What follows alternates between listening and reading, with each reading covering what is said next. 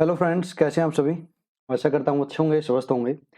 और आज इस वीडियो में हम बात करने वाले हैं कि एशियाई इंफ्रास्ट्रक्चर विकास बैंक और ब्रिक्स बैंक ये क्या भला है, हमें थोड़ा समझाइए, हमें बताइए। तो उसी पर बात करते हैं। पहले हम लेकर चलते हैं ब्रिक्स बैंक को। ब्रिक्स बैंक कब बना, चलो ये ब्रिक्स भी बता दो थोड़ा, क्या है ब्रिक्स। तो ब्रिक्स क्या है, ब्रिक्स क्या है। तो बी फॉर ब्राजील। ब्राजील एक सॉन्ग होता है, बहुत अच्छा सॉन्ग है। ब्राजील, रसिया, रसिया डबल एस आएगा अगर कोई मिस्टेक हो गई हो तो। और इंडिया, आई फॉर इंडिया। और सी फॉर चाइना, चाइना। और के फॉर, के और एस फॉर ब्रिक्स, ये नहीं आएगा sorry. S for south Africa, S for south Africa. तो ये देश जो हैं, साउथ अफ्रीका जो देश है, जो अफ्रीका महाद्वीप में है, बिल्कुल दक्षिण में जो है, ठीक है। यहाँ पर गांधी जी भी गए थे, यहाँ पर कई नगर भी हैं, ट्रांसवाल यहीं पर है। चाइना जो है, चाइना भारत के ऊपर ही है। इंडिया, आप जहाँ रहते हैं।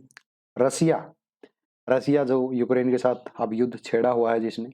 और ब्राजील जो दक्षिणी अमेरिका में, जो दक्षिण अमेरिका अमेरिका है उसका एक देश है ब्राजील, ठीक है। जो ये देश हैं, इन देशों ने मिलकर जो है एक बैंक बनाया जिसका नाम है ब्रिक्स बैंक। क्या नाम है, ब्रिक्स बैंक। अब ब्रिक्स बैंक किसके दिमाग की उपज थी, ये बताओ हमें। तो ब्रिक्स बैंक तो है, इन देखो, इन देशों में सबसे ताकतवर कौन नजर आ रहा है आपको, रसिया और चाइना।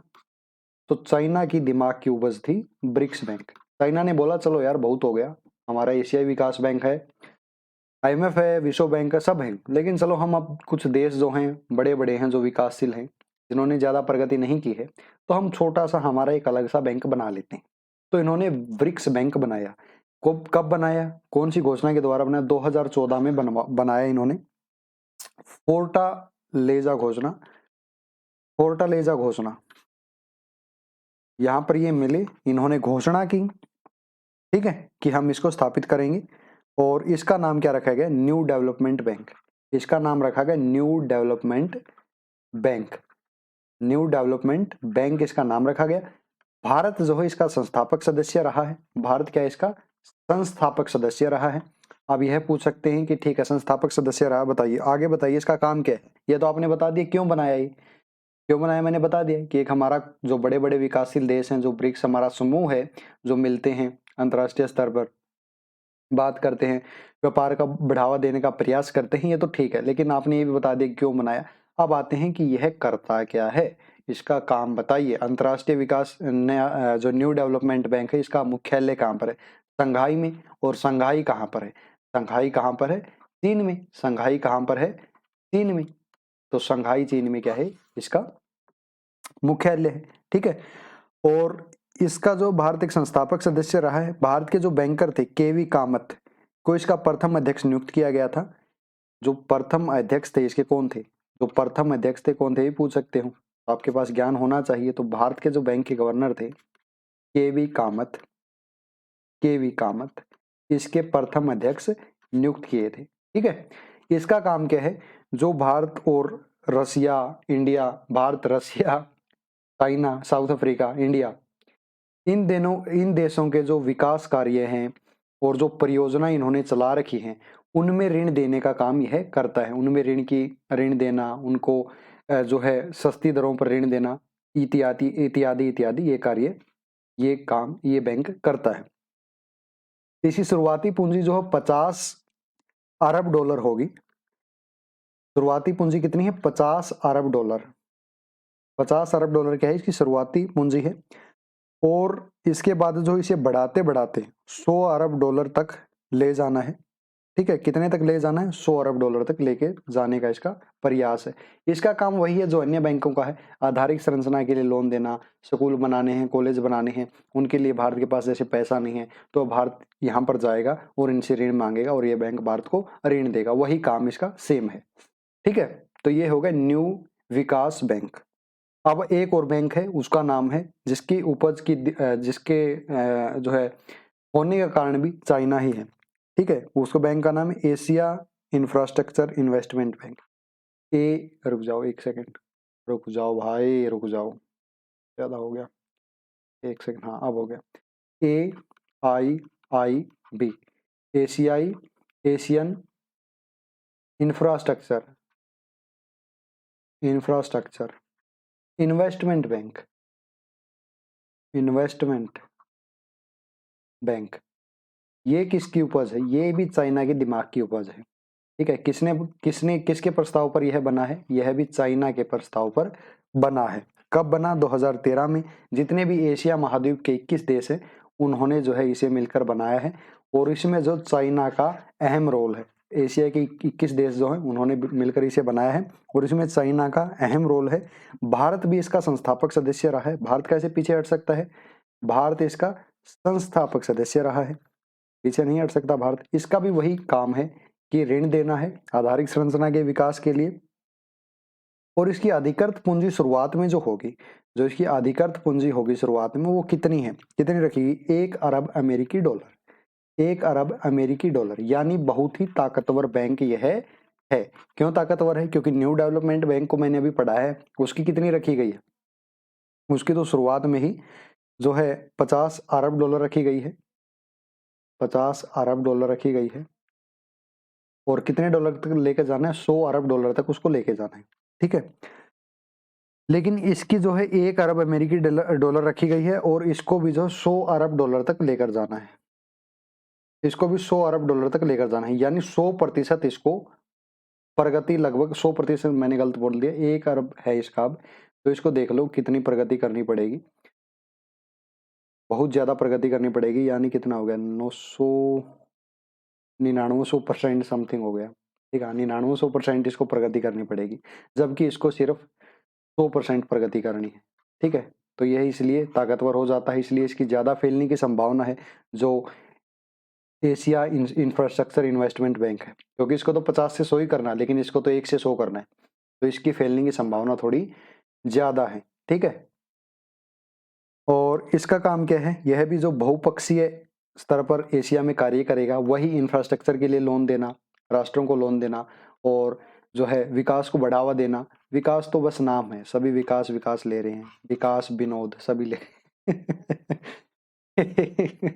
एक वो चला हुआ ना अभी यूट्यूब पर, तो उसके लिए थोड़ा मैंने बोल दिया था कि आप लोग थोड़ा सा हंस भी लो बीच में लेक्चर की। बाकी इनका स्वयं का उद्देश्य तो भाई पैसा कमाना है। ठीक है, इन्हों कुछ नहीं मतलब है इसमें। जो है एशिया इंफ्रास्ट्रक्चर इन्वेस्टमेंट बैंक में जो है चाइना अपनी अहम भूमिका निभा रहा है, सबका इसमें जो ज्यादातर हाथ है वो चाइना का है। ठीक है, तो इसको लेकर यह संभावना हो रही है कि हो सकता है कि जो विश्व बैंक है और जो IMF है, वह उनको यह आगे चलकर टक्कर दे।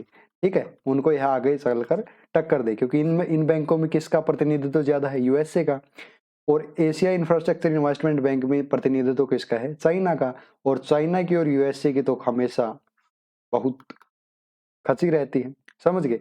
तो इसलिए चाइना का एक ये प्लान, एक विजन दिख रहा है कि वह अपना अलग से बैंक खड़ा कर रहा है, और जो अपना वर्चस्व उसी प्रकार विश्व में स्थापित करना चाहता है जिस प्रकार अमेरिका ने कर रखा है, या अमेरिका जिस प्रकार वर्चस्वशाली विश्व में रहना चाहता है। विश्व बैंक और IMF के जरिए ये दोनों मैंने बिल्कुल क्लियर पहले ही कर दिए हैं, इनमें आपको कोई समस्या नहीं आनी चाहिए। और ये AIIB और ब्रिक्स बैंक आज दोनों क्लियर कर दिए हैं। ठीक है, इन दोनों में से कोई भी अब नहीं रह गया है। अब आप किसी भी अर्थशास्त्री के साथ, किसी मुन्ना मुन्नी के साथ, आप स्वयं भी मुन्ना हो सकते हैं, मुन्नी हो सकते हैं, किसी के साथ आप आसानी से बहस कर सकते हैं कि बताइए विश्व के बैंक कौन कौन से, इंटरनेशनल लेवल पर बैंक बताइए कौन कौन से, फट से बता देना, सभी बैंक मैंने करवा दिए हैं। ठीक है, इंटरनेशनल लेवल पर जितने भी अच्छे बैंक जो चर्चा में रहते हैं, जो न्यूज में रहते हैं, जो ज्यादा मुन्ना मुन्नियों को पता होंगे, तो मैंने सभी करवा दिए हैं। अगर आपने नहीं देखे हैं तो मेरे चैनल पर जाकर देख लीजिए। मैंने विश्व बैंक करवा दिया है, वर्ल्ड बैंक करवा दिया है, वर्ल्ड बैंक मीन्स विश्व बैंक। ठीक है, IMF करवा दिया है, यानी इंटरनेशनल मॉनेटरी फंड, अंतर्राष्ट्रीय मुद्रा कोष, और मैंने एशियाई विकास बैंक करवा दिया है। ठीक है, और इसके साथ मैंने जो ब्रिक्स बैंक करवा दिया है, अभी इसी वीडियो में करवाया है। इसके साथ मैंने जो AIIB जो है बैंक करवा दिया है, यानी एशिया इंफ्रास्ट्रक्चर इन्वेस्टमेंट बैंक। इसके साथ ही मैंने जो विश्व बैंक के 5 जो संस्थान हैं वो करवा दिए हैं, किस प्रकार वो कार्य करते, जैसे अंतर्राष्ट्रीय वित्त निगम हो गया, अंतर्राष्ट्रीय विकास एजेंसी हो गया, बहुपक्षीय विवाद निपटान केंद्र हो गया, और इसी प्रकार जो एक अन्य एजेंसी है जो बीमा का काम करती है वो भी मैंने करवा दी। ठीक है, पुनर्निर्माण विकास बैंक हो गए, सारी एजेंसियां मैंने करवा दी पिछली वीडियो में। तो अब आपको विश्व के बैंकों से संबंधित मुझे नहीं लगता कोई भी समस्या आने वाली है या आनी चाहिए। ठीक है, क्योंकि मैंने सभी जहां तक हो सकता है मैंने क्लियर करवा दी है और बिल्कुल जीरो से व्यवहारिक ज्ञान तक आपको लेकर आया हूं। अब अगर आपको वीडियो थोड़ी सी भी अच्छी लगी हो तो थोड़ा सा लाइक कर दो, अगर और आगे बढ़ना चाहते हो तो थोड़ा कमेंट कर दो, अपनी भावनाओं को जाहिर कर दो, और शेयर नहीं किया है तो वीडियो को शेयर कर दो अपने दोस्तों के साथ, भाई बंधुओं के साथ, मुन्ना मुन्नियों के पास। ठीक है, और लाइक नहीं किया तो लाइक कर दो, और अगली आखिरी फरमाइश है सब्सक्राइब जरूर करके जाना है। सब्सक्राइब करने से क्या फायदा होगा, आपको जो आगे ऐसे ही कंटेंट बेस्ड और कॉन्सेप्ट को क्लियर करने वाली वीडियो मिलती रहेंगी, आपका ज्ञानवर्धन होता रहेगा और आपको जो है फायदा मिलता रहेगा। ज्ञानवर्धन से फायदा क्या होगा, कहीं पर बैठे हुए हैं और कोई बहस करने का मन करे तो आप वहां पर आसानी से जीत सकते हैं और अपनी गर्दन ऊंची कर सकते हैं। ये होता है ज्ञान का फायदा। फैक्ट का फायदा क्या होगा, फैक्ट का फायदा कुछ नहीं होता है, सिर्फ आज कुछ आप कुछ छोटे मोटे एग्जाम क्लियर कर सकते हैं। अगर कहीं पर बैठोगे समाज में तो वहां पर फैक्ट ज्यादातर काम नहीं आएंगे। आपको क्यों नहीं आएंगे, आपको सभी को पता है कि भारत कब आज़ाद हुआ, 15 अगस्त 1947 को आज़ाद हुआ।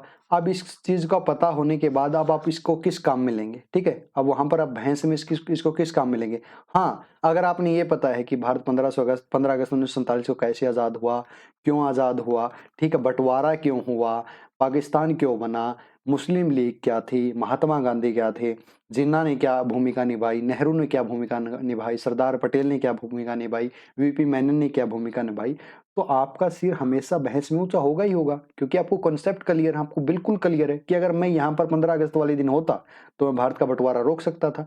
अगर आपको इस तरह का ज्ञान है तो हाँ, वाकई में आपको ज्ञान है। ठीक है, लेकिन अगर आपको यह नहीं पता है कि अगर 15 अगस्त 1947 को आप वहां पर होते तो क्या आप बंटवारा रोक सकते, तो इसका मतलब आपका ज्ञान बहुत ही निम्न स्तरीय है। ठीक है, अभी आप जो है बहस करने के योग्य नहीं हुए।